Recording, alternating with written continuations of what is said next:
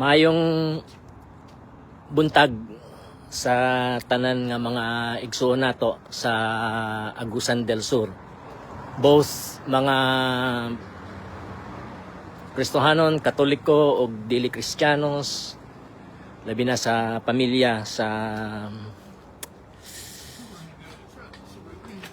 gipatay.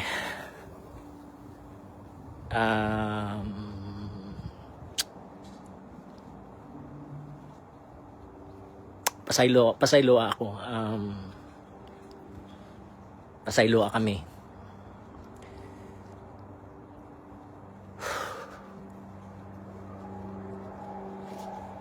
Kung wala ni approval ni BBM, incompetent ang atong military, incompetent ang atong kapulisan, ang atong intelligence, si IDG. Pero nakita man nato karon nagkuha ng CIDG, no? So makalibog yun mga igsoon, pero ayaw lang kalibog ba? Isara sila tanan. So ang dili Amerika si Trump ang MAGA o ang Republican Party. Dili sila ang Amerika. Sila ang sa kuan pa nato sa atong lupang hinirang, sila ang manlulupig. Sila ang manlulupig o sila ang maniniil. Ang mga tinuod nga Amerikano, mga itom, mga natibo, mga natibo nga Amerikano, natibo nga Meksikano, kay Mexico man ning California kani adto. Kag Texas man tingali gihapon.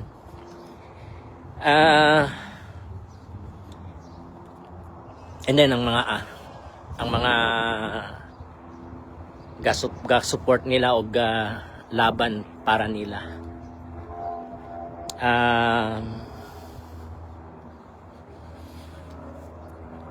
So ang Mindanao o ang mga itim nahimo ng usa. Pilipino, actually Austronesian. Tanang Austronesian o tanang mga itom nahimo ng usa mahitungod sa pagpatay sa inyong palangga. Paglaho munta, no? Gipatay gud nila ang inyong paglaho nga Agusan del Sur unta, no? Very promising. Gipatay gud nila ba? Akong duda, siyempre, pinakagamahanan sa tanan ng capital letter P nga puti. Dili man tanan nga puti mga igsuon, capital letter P nga puti. So kanara sila, dili mao lagi kuan ni mix. Kung tanawan ninyo ang kuan ang Daniel, ang tiil pinakaubos ba nga parte sa katong nakita ni kuan ni kita ni Daniel nga estatwa. It's mixed. Mixed good. Dili solid, dili nimo masulti kung kinsa imong kontra. So mao tayo sa Ginoong Hesus, mailhan ninyo kung kinsa sila pinaagi sa ilang mga prutas. Unsa ang gagawas sa ilang mga baba. Katong sa kuang gihapon Revelation 13. Mailhan nimo kung kinsa ang false prophet kay ang iyang panagway kay kuan man karniro man. So kung panagway lang tan-awon nimo, di nimo mailhan ba kung unsa siya. Pero sa iyang baba, ang tingog daw tingog sa dragon. O isa nga example, si Alan Peter Cayetano. Diba? Putan kaayo, luhod. Luhod siya, ampo, grabe gyud, Diyos nun. Pero pag abli sa iyang baba, kadaghang kayong bakak. Dragon. Kaya ang si Satanas, mailan nimo pinaagi sa mga bakak. So karon kung ignorante ta sa pulong sa Ginoo, ignorante ta sa pulong sa Ginoo, tay basa-basag Bible, mao to di nimo mailhan kinsa ang kontra, kinsa ang kwan. Kinsa ang para sa Ginoo, kinsa ang kontra. Di ba? O bisag dili na lang para sa Ginoo eh. Para sa freedom, non-believer apil ana. Para sa freedom og para sa kagawasan og sa demokrasya ba. And then sila, mga Duterte, na silang Cayetano, duha ka Cayetano, sila Loren Legarda, di ba? Mao na sila ang anti-freedom, anti-democracy. Sila Bishop Jean Udang, diya sa Cagayan de Oro, silang Ching Roa, Alex Eduabe, medyo kuan lang siguro si Pastor Alex na murag napugos lang siguro. So, wala ata mahibal kay daw kontra sila ba, pero kontra man gid sila kay kinsa ang kuan, kinsa ang ulo. O siyempre gusto ni Xi Jinping siya ang ulo, di ba? Gusto sa mga capital letter P nga puti, sila gihapon ang ulo, di ba? So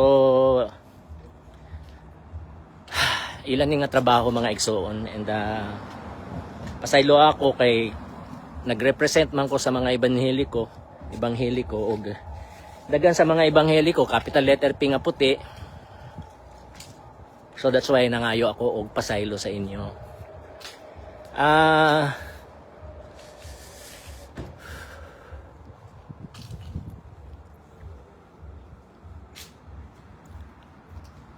Dili masayang ang kuan, ang inyong ang sakripisyo sa kinabuhi sa inyong minahal nga gipatay. Akong yung conclusion, capital letter P nga puti gina.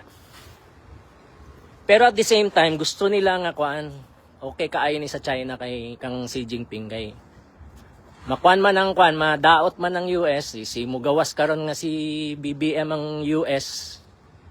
Di ba? So karon makusog si kuan si Inday Sara. So pabor ni kang Inday Sara. So that's why dili ta maka-conclude nga nga dili involved ang si Xi Jinping.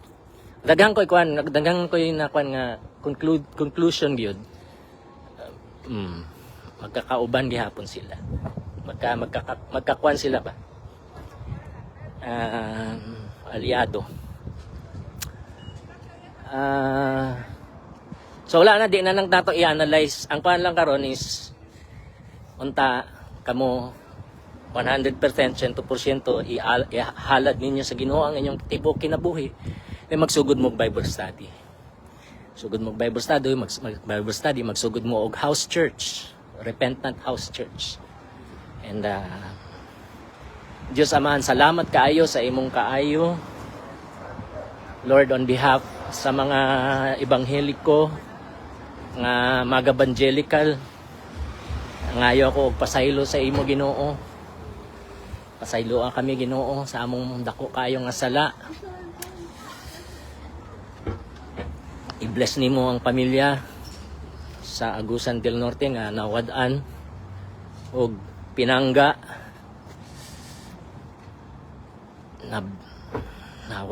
nawala gyud ang ilang paglawom.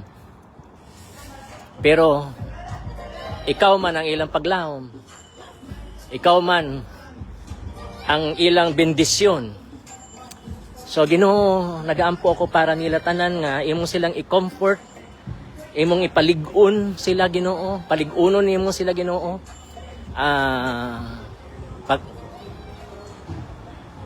Bendisyonan nimo sila Ginoo. Og ikaw mag-aayo sa ilang mga dughan, sa ilang mga kasing-kasing, sa ilang mga hunahuna, sa ilang mga kalag. Og